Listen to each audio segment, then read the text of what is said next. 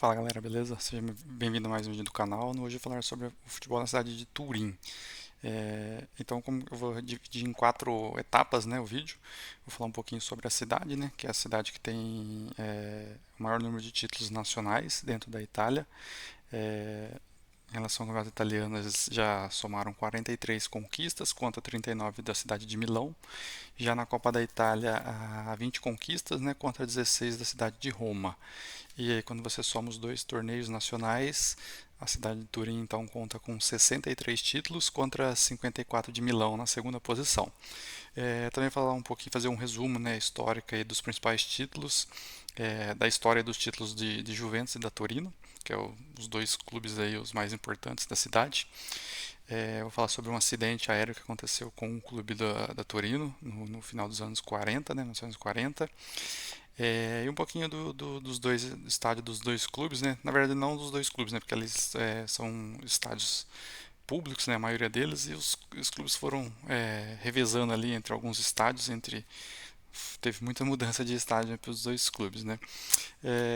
Então, um pouquinho aí sobre o canal, né? Meu nome é Matheus, criador do canal Sport City, e eu gostaria de falar como que o futebol impacta as cidades e como as cidades também influencia alguns clubes, né? Alguns clubes têm algumas características e às vezes isso vem daquela cultura, né? Daquela cidade, né? Daquelas pessoas. Então, se vocês curtem aí desse tipo de conteúdo, deixa aquele joinha e bora lá pro conteúdo. Primeiramente a cidade, né? A cidade é a cidade de Turim, localizada na região de Piemonte. Ela conta aí com quase aproximadamente 1 milhão de habitantes e ela é uma das maiores potências industriais da Itália, né? Então, como a gente pode ver aí no mapa da Itália, né, por cores, né, a região que ela está localizada está um pouquinho verde escuro, né, que são as regiões mais ricas, né? Então, ao lado ele tem a Lombardia, fica Milão, um pouquinho mais claro, né? Mas então a gente pode ver que Piemonte é uma região muito rica porque ela tem muita indústria, né? Então ela tem a Fiat na cidade, a Capa também, né? Material esportivo foi criado ali. Tem a questão naquela marca, né, de bebidas, a Martini, entre os, né? Eles têm também já teve ali canais de rádio, telefonia, indústria espacial. Então é uma cidade assim diferente um pouquinho de Milão, principalmente no começo do século passado, né? Eles atraíram muitos trabalhadores, né, devido às suas indústrias, né? Então isso acabou atraindo, né, uma grande parte da população italiana. A gente sabe que a maioria dos jogadores ali mais conhecidos são de base operária, né? E já Milão é uma cidade mais moderna, mais chique, né? Então Turim tem um pouco dessa característica, né? Então trouxe esse tipo de classe, né, trabalhadora que gosta de jogar o futebol, né? E como que o futebol chega na Itália, né? É, Primeiramente, assim, as duas principais cidades iniciais, né, o pontapé inicial da Itália em Turim e em Gênova. Eduardo Bosio é considerado aí como se fosse o Charles Miller, né, aqui no Brasil. Ele morava, né, em Turim. Ele era filho de empresário, né, comerciantes. Ele vai para a Inglaterra, gosta desse esporte, traz para a cidade de Turim, né, e começa a praticar esse esporte dentro da cidade. Em paralelo ali também dentro da cidade de Gênova, os ingleses já tinham uma base já por ele ser perto, né, do mar, ser perto de um porto. Os ingleses já estavam mais consolidados naquela região e é nessa cidade de Gênova que tem as primeiras potências, né, do campeonato italiano. Tanto que eu tenho um vídeo aí falando sobre o Genoa e da Sampdoria. E alguns anos depois, esse futebol também é enviado para Milão, né? E aí se a gente somar aí os títulos, né, italianos, a gente vai ver que a maior concentração está dentro dessas três cidades aí, Turim, Milão e Gênova, né? Agora falar um pouquinho aí sobre um pouco da história da Juve. É um resumo, né? Não dá tempo de falar tudo, né? Principalmente da Juve, que é um time gigantesco, né? Que já conquistou vários títulos, né? Mas ele é fundado em 1897, né? Por estudantes ali da cidade. Então ele, tanto que esse nome, né, Juventus é uma tradução aí juventude, né? Então ele ele é formado, né, nessa característica de jovens atletas, né? Na verdade não eram profissionais, né, mas gostavam de praticar o esporte. Em 1905 a Juve conquista seu primeiro título nacional, que é o Campeonato Italiano, derrotando o Genoa. Lembrando que o Genoa já tinha aí 5 ou 6 títulos nacionais, né? Então era a principal potência do futebol italiano. Na década de 30, a Juventus acaba tendo uma parceria ali com a família, né, dos Agnellis, né, que é uma família muito importante dentro da Itália, né, que elas são sócios de várias empresas, principalmente da Fiat, né.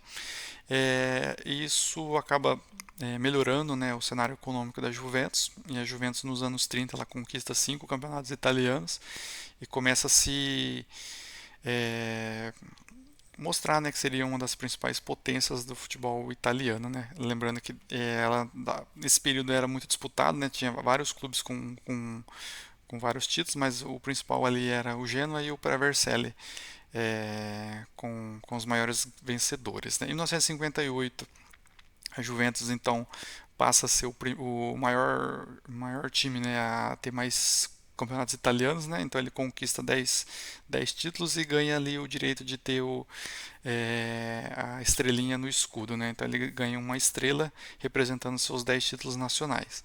Em 1982 eles conquistam o seu 20º título, né? Tendo o direito de estampar a sua segunda estrela. Em 1985 a Juve ganha seu primeiro título, né, da Champions League. Em 1996 eles se tornam bicampeão da Champions League. Nesse período eles chegaram em 3 finais, né, 1996, 97 e 98, mas foram vice nas outras 2 edições. Lembrando que a Juventus é o clube aí com mais vices, né, no torneio da Champions League, já são 7 vices da Champions, né, eu tenho um vídeo no canal falando um pouquinho sobre isso. Em 2005, não sei se vocês lembram, né, mas teve aquele escândalo, né, de corrupção ali dentro do futebol italiano, e o clube que teve maior estava mais envolvido era a Juventus, tanto que eles perderam muitos pontos, perderam 2 títulos, né? Eles tinham ganhado o torneio de 2020, 2004 e 2005. Um deles foi revogado e o outro foi passado para a Inter de Milão. E aí no decorrer da, do processo, né, judicial, a Juventus perdeu vários pontos e foi rebaixado para a Série B. Já em 2014, né, depois ali em 2009, 2011 a Juventus começa a se reerguer novamente. Em 2014 a Juventus conquista seu 30º título do campeonato italiano e aí tem o direito de jogar com 3 estrelas na sua camisa. E em 2022 há um rompimento aí por mais de 100 anos aí não ter nenhuma pessoa, nenhum membro da família dos Agnellis comandando a diretoria da Juventus, né? Então, de todo esse período aí, mais de quase 100 anos, sempre teve algum membro dessa família na diretoria da Juventus, né? Então, em 2022 isso acaba acontecendo, né? E recentemente, atualmente a Juventus passa por um processo aí de reformulação. É, por mais títulos que eles têm, eles estão vendo, tá vendo aí alguns clubes, principalmente os clubes do Sul agora, o Napoli, né? Napoli conquistando alguns títulos nacionais. Mas esse é um pouquinho da história da Juventus, né? Os seus principais títulos, principalmente o campeonato italiano e da Champions League. Agora eu vou falar um pouquinho sobre a história um pouquinho do Torino, né? Da Torino. A Torino foi fundada em 1906, então há uma dissolvência de um outro clube, né? Alfredo Dick, ele é uma peça importante aí no futebol dessa cidade, né? Ele era um dos diretores da Juventus e ele, por algumas discórdias aí dentro da Juventus, ele acaba saindo, né? Há 2 motivos aí que a gente vê falando na internet, né? Então não dá para afirmar qual deles é o real, mas nenhuma opção é que o Alfredo Dick ele queria deixar a Juventus um pouquinho mais profissional e aí os diretores acabam não aceitando. E a outra opção é que é meio que a Juventus começa a ganha seu primeiro título nacional, eles meio que pensam em mudar de cidade, né? E ele é meio que afastado da diretoria da Juventus. Então não sei exatamente o que de fato aconteceu e nenhum dos sites oficiais falam de fato como que chegou nessa dissolvência aí do Dick. E aí ele meio que se reúne com alguns diretores de outro clube, né, que era o Torinense, né, que já existia na cidade de Torino, e meio que forma a Torino, né? E esse ele acaba levando alguns jogadores importantes da Juventus e a Torino começa ali acaba passando um pouquinho a Juventus na questão de infraestrutura, né? E ele tanto que o estádio, né, o estádio que eles jogavam, curioso que eles o contrato que estava na Juventus, para a Juventus treinar e jogar os jogos, não estava em si pelo nome do clube, né? Tava nesse cara aí, né? Nesse suíço. E aí, quando ele forma a Juventus, ele meio que falou: Ó, então vocês vai ficar aí sem. E a Juventus ficou um pouco sem estádio durante alguns anos aí para jogar seus jogos, né? Em 1928, a Torino conquista seu primeiro título nacional, justamente contra o Genoa, né? Como eu já falei, ele era a principal potência do momento. O Genoa já tinha 9 títulos nacionais naquela época, né, nesse período. E na primeira fase, é, Torino faz 30 pontos contra 29 do Genoa. Aí no quadrangular final, né, na fase final, ele faz 19 contra 17. Então ele se consagra campeão italiano pela primeira vez. Eles já tinham ganhado na temporada anterior, 1927, mas isso foi revogado e eles perderam o título também, como a Juventus perdeu em 2005. Então parece que uma cidade de Turim aí traz é, algumas coisas aí negativas nessa questão aí de é, não sei se é aposta, essas coisas e tal, né? Nos anos 40, a Torino se destaca aí como a principal potência do futebol italiano, não só do futebol italiano, como do futebol europeu, que é a década de ouro, né, da Torino. Nesse período eles conquistam 5 títulos nacionais. Tem uma história de eles poderiam até conquistar os 6 títulos, mas eles perderam para um time de bombeiros, né, em 1944. Então eu tenho um vídeo aí falando um pouquinho sobre essa história, de quem que eram esses bombeiros aí, né? Mas o clube acaba a um desastre aéreo, né, em 1949. Então esse time meio que não sobra ninguém, né? Então eles acabam perdendo, né, esse reinado, né, dentro da Itália. E as últimas conquistas aí da Torino foi em 1976 eles conquistam o campeonato italiano, né? Então conquistando seu 7º título. Esse é o último título que eles têm do campeonato italiano. Em 1991 eles foram campeão da Copa Mitropa. Essa era uma Copa estilo uma Champions League, mas era mais para os clubes ali do leste europeu, né? Já em 1992 eles conquistam sua última Copa da Itália, né? A sua quinta Copa da Itália. Agora eu vou falar um pouquinho sobre o acidente aéreo, né, que aconteceu com o clube da Torino, né? Isso aconteceu também recentemente aí com a Chapecoense em 2016 e aconteceu isso em 1949, né? O avião ele bateu nessa basílica, né, de Superga. Então é uma basílica numa região mais alta, né? E por que que jogo que eles estavam disputando, né? Eles foram jogar um amistoso, né, contra o Benfica.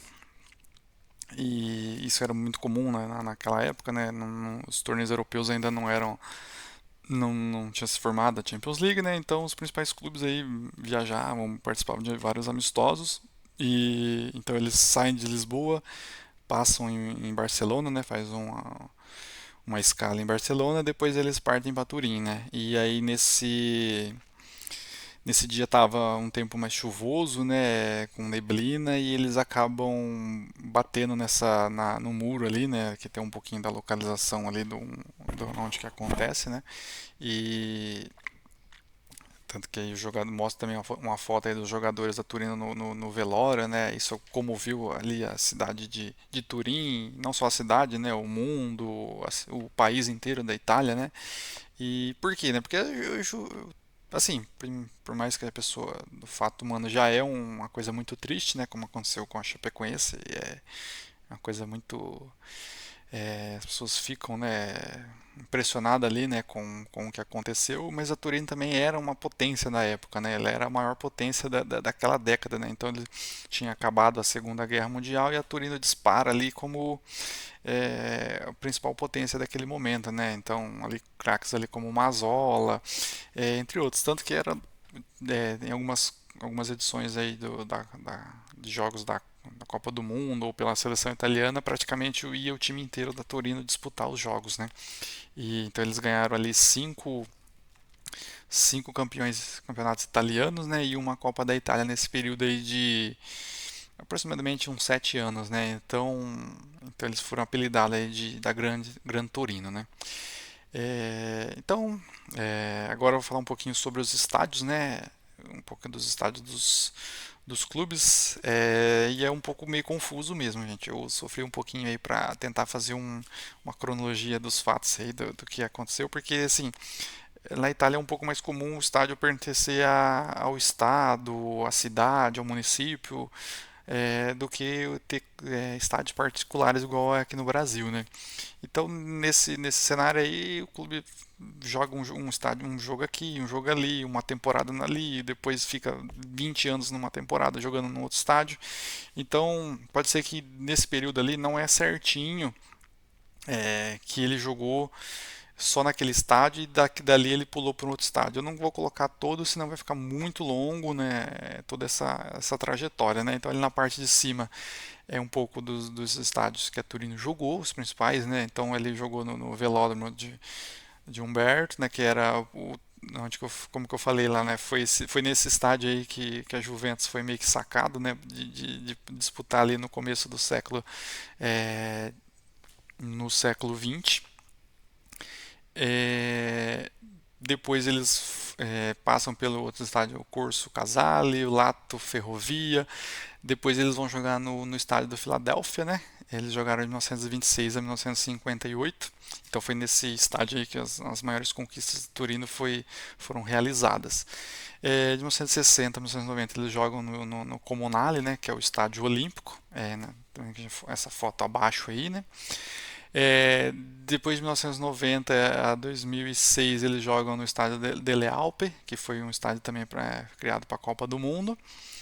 E aí depois eles retornam, né, pro Olímpico, né? E depois esse estádio também ele acaba por homenagem recebeu o nome fica Olímpico Gran Torino, né? Então eu meio que circulei ali o que é vermelho, na fotinha aí o que os estádios que a Torino mais jogou, o amarelo que os dois compartilharam o estádio durante alguns anos e o que está em preto ali algo mais exclusivo da Juventus. Não sei se vocês vão conseguir perceber aí na foto, mas e aí os estádios um pouco da Juventus, né? A Juventus de 1909 a 1922 ele passou ali pelo Corso Sebastopoli. De 1923 a 33 jogaram no Corso Marsiglia. E depois de 1933 a 90 eles vão pro Olímpico também, né? Então eles ficam jogando ali tanto a Juventus como a Turino dentro do estádio do Olímpico.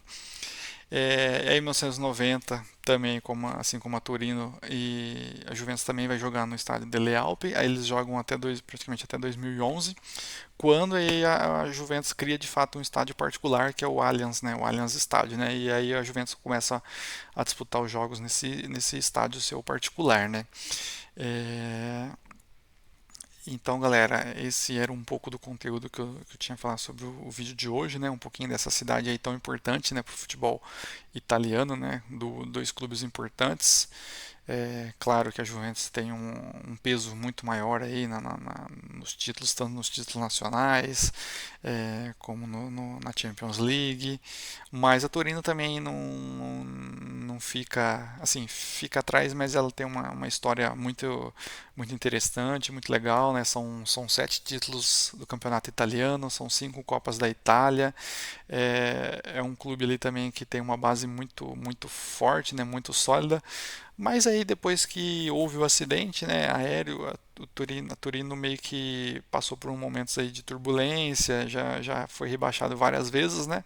Mas aí isso não apaga aí um pouco da história desse grande clube aí também da Itália. Então, galera, se vocês curtem esse tipo de conteúdo aí, é, peço aí que vocês se inscrevam no canal, é importante. Estou tentando fazer alguns vídeos aí, eu sei que ainda o canal é pequeno, precisa melhorar um pouco de edição, mas é isso aí, galera.